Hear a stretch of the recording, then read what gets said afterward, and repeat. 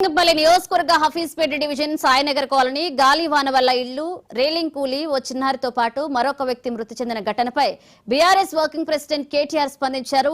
రషీద్ బాలుడు సమత్ కుటుంబాలను బీఆర్ఎస్ నాయకులతో కలిసి పరామర్శించారు.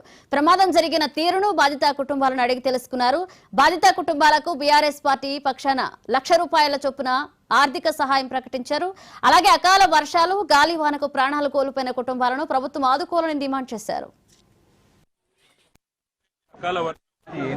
అదే విధంగా గాలి దుమారం వచ్చిందో ఆ ఘటనలో మరి ఇక్కడ ఇద్దరు దురదృష్టవశాత్తు ఒక 51 ఏళ్ల అడ్వకేట్ గారు, అదేవిధంగా ఒక 3.5 సంవత్సరాల వయసు గల ఒక బాబు, నిద్రపోతున్న బాబు, ఇద్దరు కూడా దురదృష్టవశాత్తు మరణించడం జరిగింది. మరి ఆ గాలి దుమారం వల్ల ఒక దగ్గర పైన ఉన్న పారాపెట్ వాల్ అంటే ఏదైతే పైన కట్టిన కాంపౌండ్ వాల్ ఉందో అది విరిగి పడిపోవడం, ఇక్కడేమో పైనుంచి వచ్చి రాళ్ళు వారు పడుకున్న ఇంట్లో వచ్చి డైరెక్ట్గా పడడం, ఆ పడుకున్న బాబు మీద పడడం వల్ల ఇద్దరు కూడా మరణించడం జరిగింది. ఆ రెండు కుటుంబాలను కూడా గౌరవ ఎమ్మెల్యే శేర్లింగంపల్లి గాంధీ గారు, నేను, అదేవిధంగా మా గౌరవ కార్పొరేటర్లు నాగేందర్ యాదవ్ గారు, శ్రీకాంత్ గారు, గౌతమ్ గారు ఇంకందరితో కలిసి పరామర్శించడం జరిగింది.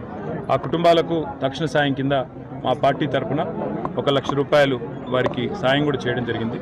రాష్ట్ర ప్రభుత్వాన్ని మేము చేసే డిమాండ్ ఏమంటే, మీరు ముఖ్యంగా వర్షాకాలం ప్రారంభం కాకముందే ఇలాంటి సంఘటనలు ఏవైతే జరుగుతూ ఉన్నాయో, నిన్న ఒక్క రోజు దాదాపు రాష్ట్ర వ్యాప్తంగా 14 మంది మరణించారు.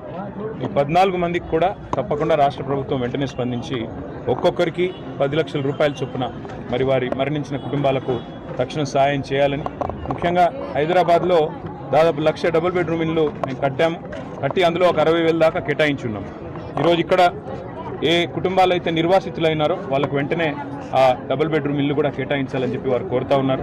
ఎమ్మెల్యే గారు కూడా వెంటనే ఈ విషయంలో మరి జిహెచ్ఎంసీ కమిషనర్కి, జోనల్ కమిషనర్ కూడా కలుస్తారు. తప్పకుండా ఆ కుటుంబాలకు వెంటనే నైట్ షెల్టర్కో లేకపోతే, ఎందుకంటే ఇవన్నీ కూడా చూస్తే ఇప్పుడు మొత్తం 6-7 కుటుంబాలు ఇక్కడ నిర్వాసితులైనారు, వారందరినీ కూడా వెంటనే జిహెచ్ఎంసీ నైట్ షెల్టర్లకు తరలించాలి.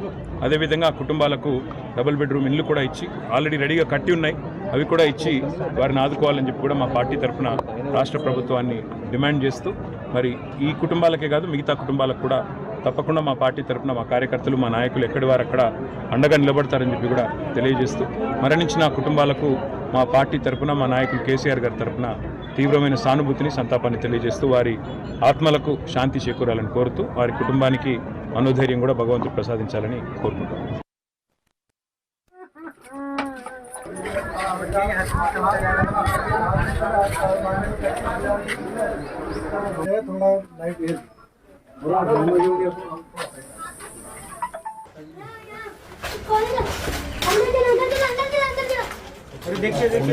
बच्चे का होम भी है।